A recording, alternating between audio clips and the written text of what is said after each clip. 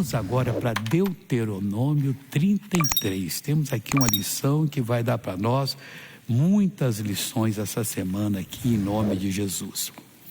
Deuteronômio, capítulo 33, vou começar no versículo 1, que diz assim: esta, porém, é a bênção com que Moisés, homem de Deus, abençoou os filhos de Israel antes da sua morte. Moisés era um homem, mas era também homem de Deus. Tem muita gente que diz homem de Deus, mas não é, porque não se prepara, não traz Deus para as pessoas. Às vezes vai pregar, começa a citar filósofos, vai pegando pela lógica, ou por coisa assim que faz a emoção crescer. Nada disso cura, isso é carne. Nada disso salva, isso é carne. O que salva é o Espírito de Deus, que a pessoa ouve a palavra e diz: ouve Deus hoje, eu vou fazer alguma coisa, Deus falou comigo. Então esta é a bênção com que Moisés, homem de Deus, abençoou os filhos de Israel antes da sua morte. Tomara que antes da minha morte eu possa abençoar você. Tomara que todo pregador possa. Tomara que todo pai possa reunir a família e dar uma bênção da palavra de Deus. Olha, Deus me falou isso para passar para vocês. Porque todos nós estamos no caminho de toda a terra. Mais dias, menos dias, nós não vamos estar aqui não, pessoal. Todos nós vamos partir, ninguém vai ficar para a semente. Mas Moisés, antes de partir, orou e Deus disse: essa é a bênção que você vai dar para eles. Aí reuniu todo Israel, ainda não estava em Canaã, e ali então Moisés os abençoou. Disse, pois: o Senhor veio de Sinai e lhe subiu de Seir. Sinai, aquele monte que tem lá que se sai do Egito, e depois Seir é a montanha de Esaú, irmão de Jacó. Então ele veio tanto do pecado, que o Egito era sendo pecado, quanto de Esaú, que queria matar Jacó e tudo, porque Jacó tomou dele o que ele havia tomado, porque ele tomou no ventre materno a primogenitura de Jacó. Aí Jacó depois foi e tomou. Aí diz assim: disse, pois, o Senhor veio de Sinai e lhe subiu de Seir. Resplandeceu desde o monte Parã e veio com 10 milhares de santos, quer dizer, de anjos poderosos que ele veio. Quando ele vem na sua vida, eu não sei se vem com 10 milhares ou 10 milhões ou bilhões, ele vem com poder para curar você. Ele veio com poder para pôr Israel na terra prometida, sem que houvesse uma só morte, do lado de Israel e do lado daqueles povos idólatras que não quiseram obedecer a Deus. Então Deus trocou ele de terra. Aqui agora vai ser para os filhos de Jacó, os filhos de Abraão, a promessa que eu fiz. E eles então não sofreriam nada, porque quando estavam passando assim, Moisés parou e disse: olha, Deus mandou agora vocês subir a montanha e assumir a montanha dos amorreus. E Moisés, dá para pedir a Deus se a gente pode mandar uns espias? Essa foi o prejuízo deles. Os espias foram, passaram 40 dias, eram 12, 10 vieram com a notícia negativa, eles acreditaram na notícia negativa, deixaram de ir, e por causa disso, estava na hora de entrar, tiveram que andar 40 anos no deserto, no ginásio de Deus, até aprender a obedecer a Deus.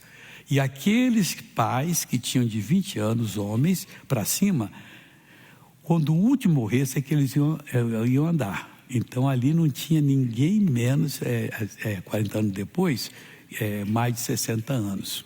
Porque Deus considerou de 20 anos para cima responsável. Quando o último morreu, aí agora pode entrar. Aí diz assim, veio com 10 milhares de santos. Então toda vez que Deus vier na sua vida, abrir seu entendimento, lembra disso. Ele veio na minha vida hoje, eu senti, mas ele não veio sozinho. Ele veio com os operadores. Aqui naquele caso foram 10 milhares. Mas se um anjo destruiu o exército de Senaqueribe, 185 mil, 10 milhares destruiria o exército se fosse 1 bilhão 850 milhões de 1 bilhão 850 milhões de pessoas. Cada um 185 mil. Quer dizer, é coisa que não dá para fazer conta, não tem lógica nisso. Deus veio com poder para fazer o milagre. O nervo tinha rompido, O doutor disse, tinha que operar e tal. E Jesus foi ali, operou antes e fez a coisa na hora, no abrir e fechar de olhos. Você está aqui para quê? Você precisa da bênção. Você tem que a sua justiça exceder aí muito a dos escribas e fariseus, como diz Jesus, para você poder entrar no reino de Deus. O reino das operações especiais. Ele vem com o poder necessário ou sobrando para operar na sua vida. Eu estava essa madrugada pensando como Deus é lindo. Quer dizer, Ele olha para nós, para mim, para você, no meio de mais de 8 bilhões de pessoas e trata com a gente como se nós fôssemos o único no mundo. Mas está tratando com todo mundo, como aqui agora a igreja está cheia, está tratando com todo mundo. Esse é o nosso Deus, é o nosso Pai que sabe fazer a coisa. E quando opera, não é preguiçoso não. Ele não tem medo de sofrimento. Ele gosta de entrar na batalha. O nome dele é varão de guerra. Ele entra, enfrenta o mal, expulsa o mal e traz a você a vitória. Tudo que você tem que fazer é aprender a crer em Deus. E parar de se gabar, que modéstia à parte.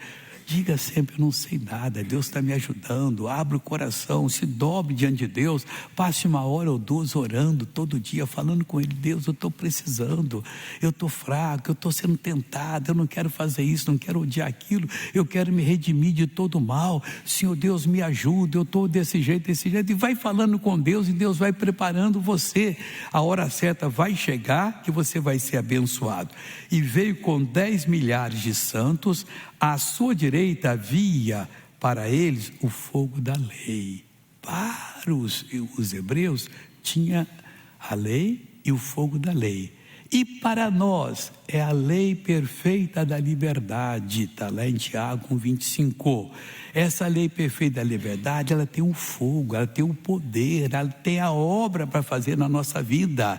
Eles tinham a lei de Moisés, que era simplesmente a lei que é muito dura, mas eles tinham ali o fogo da lei.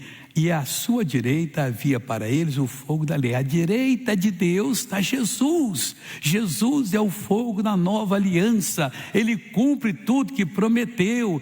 Ele está dizendo, os seus pecados eu não me lembrarei deles. Mas quer revolucionar a sua vida, quer fazer de você uma pessoa diferente, uma pessoa vitoriosa. Chega fracasso, chega derrota. Agora Deus quer operar em você e vai operar em nome de Jesus.